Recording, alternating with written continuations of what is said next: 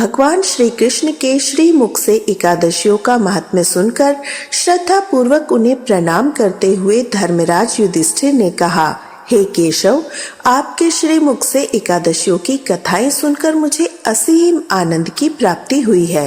हे मधुसूदन, कृपा कर अन्य एकादशियों का महात्म्य सुनाने की कृपा करें। तब श्री कृष्ण कहने लगे, हे धर्मराज, अब मैं माघ मास के कृष्ण पक्ष की शर्तिला एकादशी व्रत की कथा सुनाता हूँ। ध्यान पूर्वक श्रवण करो। एक बार दालभ्य ऋषि ने पुलश ऋषि से पूछा, हे ऋषि, श्रेष्ठ मनुष्य मृत्यु लोक में ब्रह्म हत्या आदि महापाप करते हैं तथा दूसरे के धन की चोरी, दूसरे की उन्नति देखकर ईर्ष्या आदि करते हैं। ऐसे महान पाप मनुष्य क्रोध, ईर्ष्या, आवेग या मूर्खता वश करते हैं। इसके बाद शोक करते हैं कि हाय, यह हमने क्या किया। महामुनि, ऐसे मनुष्यों को नरक से बचाने का क्या उपाय है? कोई ऐसा उपाय बताने की कृपा करे जिससे ऐसे मनुष्यों को नरक से बचाया जा सके, अर्थात उन्हें नरक की प्राप्ति न हो। ऐसा कौन सा दान पुण्य है जिसके प्रभाव से नरक की यातना से बचा जा सकता है? इन सभी प्रश्नों का हल आप कृपा पूर्वक बताइए। तब दालभ्य ऋषि की बात सुनकर पुलश ऋषि ने कहा, हे मुनि श्रेष्ठ, आपने मुझसे अत्यंत गूढ़ प्रश्न पूछा है। इससे संसार में मनुष्य का बहुत लाभ होगा। जिस रहस्य को इंद्र आदि देवता भी नहीं जान पाए, वह रहस्य आज मैं आपको अवश्य बतलाऊंगा। माघ मास आने पर मनुष्य को स्नान आदि से शुद्ध रहना चाहिए। इंद्रियों को वश में करके काम, क्रोध, लोभ, मोह, ईर्ष्या और अहंकार आदि से सर्वथा बचना चाहिए। पुष्य नक्षत्र में गोबर, कपास, तिल मिलाकर उपले बनाने चाहिए। इन उपलों से 108 बार हवन करना चाहिए। जिस दिन मूल नक्षत्र तथा एकादशी तिथि हो, तब उत्तम पुण्य देने वाले नियमों को ग्रहण करना चाहिए। स्नान आदि नित्य कर्म से देवों के देव भगवान श्री हरि का पूजन और कीर्तन करना चाहिए। एकादशी के दिन उपवास करें, रात्रि को जागरण और हवन करें। उसके दूसरे दिन धूप दीप नैवेद्य से भगवान श्री हरि विष्णु की पूजा अर्चना करें, खिचड़ी का भोग लगाएं। उस दिन श्री लक्ष्मी नारायण भगवान को पेठा, नारियल, सीताफल या फिर सुपारी सहित अर्घ्य अवश्य प्रदान करें। इसके बाद उनकी स्तुति करें। हे जगदीश्वर, आप निराश्रितों को शरण देने वाले हैं। आप संसार में डूबे हुए का उद्धार करने वाले हैं। हे कमल नयन, हे मधुसूदन, हे जगन्नाथ, हे पुंडरीकाक्ष, आप श्री लक्ष्मी जी सहित मेरे इस तुच्छ अर्घ्य को स्वीकार कीजिए। इसके बाद ब्राह्मण को जल से भरा घड़ा और तिल दान करें। यदि संभव हो तो ब्राह्मण को गो और तिल का दान देना चाहिए। इस प्रकार मनुष्य जितने तिलों का दान करता है, वह उतने ही सहस्त्र वर्ष स्वर्ग में वास करता है। इस दिन तिल से स्नान, तिल का उबटन, त्रिलोक, तिल का हवन, तिल का भोजन, तिल का दान, इस प्रकार 6 रूपों में तिलों का प्रयोग शर्तिला एकादशी कहलाती है। इससे अनेक प्रकार के पाप नष्ट हो जाते हैं। इतना कहकर पुलश ऋषि ने आगे कहा, अब मैं एकादशी की कथा भी सुनाता हूँ। एक बार नारद मुनि ने भगवान श्री हरि से शर्तिला एकादशी का महात्म्य पूछा।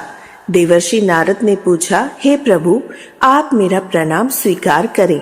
शर्तिला एकादशी के उपवास का क्या पुण्य है, उसकी क्या कथा है, कृपा पूर्वक मुझसे कहिए।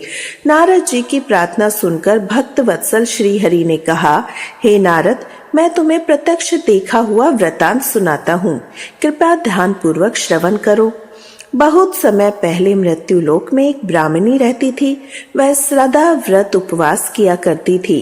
एक बार 1 मास तक वह उपवास करती रही, जिस कारण उसका शरीर बड़ा दुर्बल हो गया। वह अत्यंत बुद्धिमान थी, किंतु उसने कभी भी देवताओं और ब्राह्मणों के निमित्त अन्न आदि का दान नहीं किया।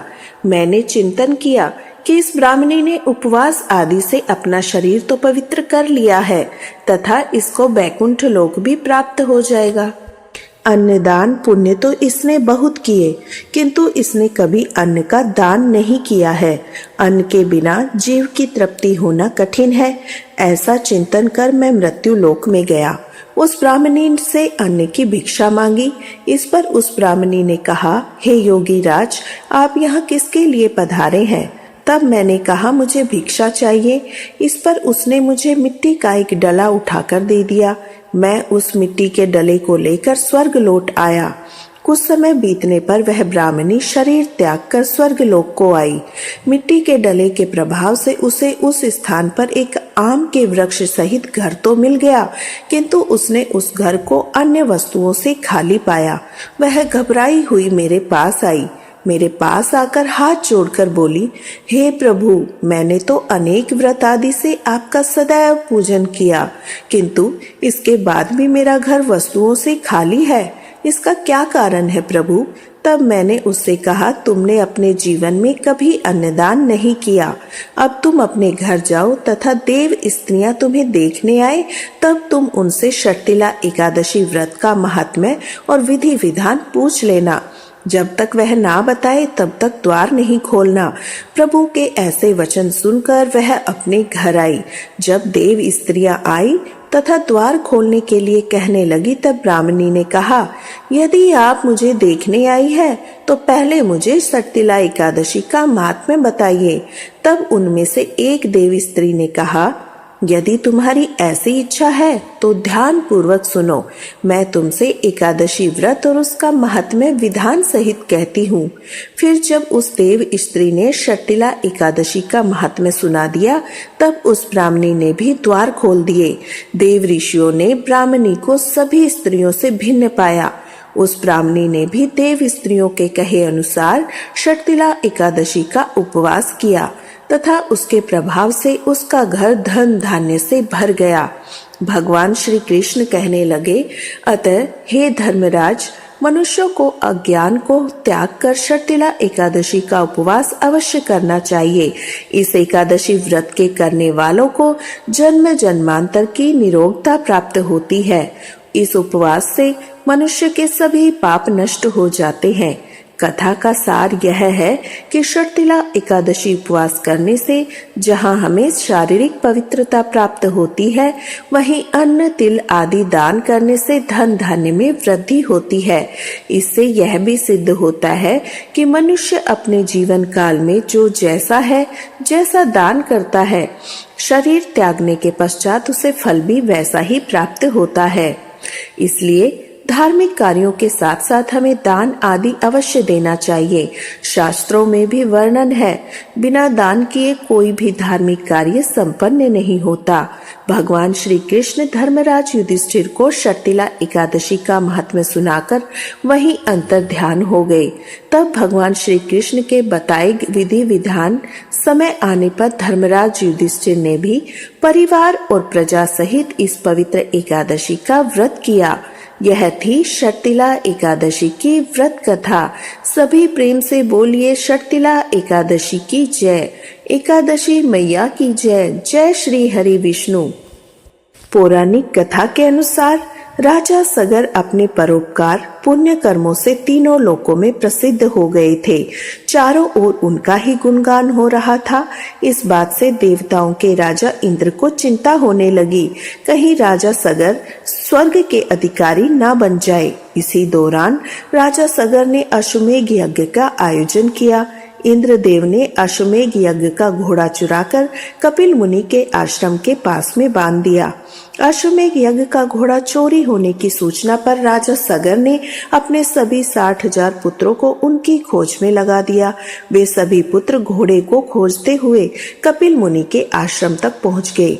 जय एकादशी जय एकादशी जय एकादशी माता, विष्णु पूजा व्रत को धारण कर शक्ति मुक्ति पाता। तेरे नाम गिनाऊं देवी भक्ति प्रदान करनी, गण गौरव की देनी माता शास्त्रों में वर्णी। ओम जय एकादशी जय एकादशी जय एकादशी माता, विष्णु पूजा व्रत को धारण कर शक्ति मुक्ति पाता। मार्गशीर्ष के कृष्ण पक्ष की उत्पन्ना जन्मी, शुक्ल पक्ष में हुई मोक्षदा मुक्तदाता बन आई। ओम जय एकादशी जय एकादशी जय एकादशी माता, विष्णु पूजा व्रत को धारण कर शक्ति मुक्ति पाता। पोष के कृष्ण पक्ष की सफला नामक है, कृष्ण पक्ष में होए पुत्र दा आनंद अधिक रहे।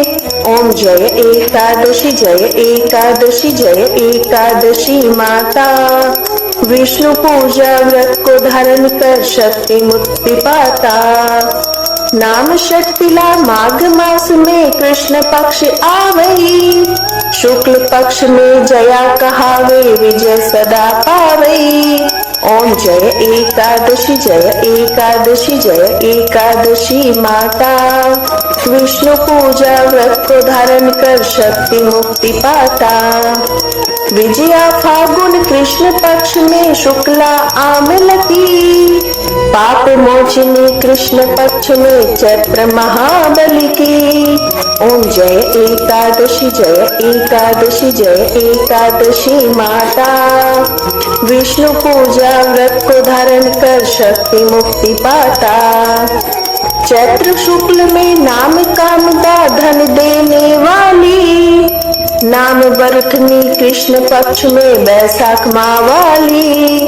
ओम जय एकादशी जय एकादशी जय एकादशी माता, विष्णु पूजा व्रत को धारण कर शक्ति मुक्ति पाता। शुक्ल पक्ष में होए मोहनी अपराध ज्येष्ठ कृष्ण पक्षी, नाम निर्जला सब सुख करनी शुक्ल पक्ष रखी। ओम जय एकादशी जय एकादशी जय एकादशी माता, विष्णु पूजा व्रत को धारण कर शक्ति मुक्ति पाता। योगिनी नाम आषाढ़ में जानो कृष्ण पक्ष करनी, देव शयनी नाम कहायो शुक्ल पक्ष धरनी। ओम जय एकादशी जय एकादशी जय एकादशी माता, विष्णु पूजा व्रत को धारण कर शक्ति मुक्ति पाता। कामिका श्रावण मास में आवे कृष्ण पक्ष कहिए, श्रावण शुक्ला होए पवित्रा आनंद से रहिए। ओम जय एकादशी जय एकादशी जय एकादशी माता, विष्णु पूजा व्रत को धारण कर शक्ति मुक्ति पाता। अजा भाद्रपद कृष्ण पक्ष की परिवर्तनी शुक्ला, इंद्रा आश्विन कृष्ण पक्ष में व्रत से भवसागर निकला। ओम जय एकादशी जय एकादशी जय एकादशी माता, विष्णु पूजा व्रत को धारण कर शक्ति मुक्ति पाता। पाप पुरुष है शुक्ल पक्ष में आप हरनिहारी, रमा मास कार्तिक में आवे सुखदायक भारी। ओम जय एकादशी जय एकादशी जय एकादशी माता, विष्णु पूजा व्रत को धारण कर शक्ति मुक्ति पाता। देवोत्थानी शुक्ल पक्ष की दुष्नाशक मैया, पावन मास में करूं विनती पार करो नैया। ओम जय एकादशी जय एकादशी माता, विष्णु पूजा व्रत को धारण कर शक्ति मुक्ति पाता। परमा कृष्ण पक्ष में होती जन मंगल करनी, शुक्ल मास में होए पद्मनी दुख दारिद्र हरनी। ओम जय एकादशी जय एकादशी जय एकादशी माता, विष्णु पूजा व्रत को धारण कर शक्ति मुक्ति पाता। जो कोई आरती एकादशी की भक्ति सहित गावे, जन गुरुदिता स्वर्ग का वासा निश्चय वह पावई। ओम जय एकादशी जय एकादशी जय एकादशी माता, विष्णु पूजा व्रत को धारण कर शक्ति मुक्ति पाता। ओम जय श्री हरि। एकादशी माता की जय, विष्णु भगवान की जय।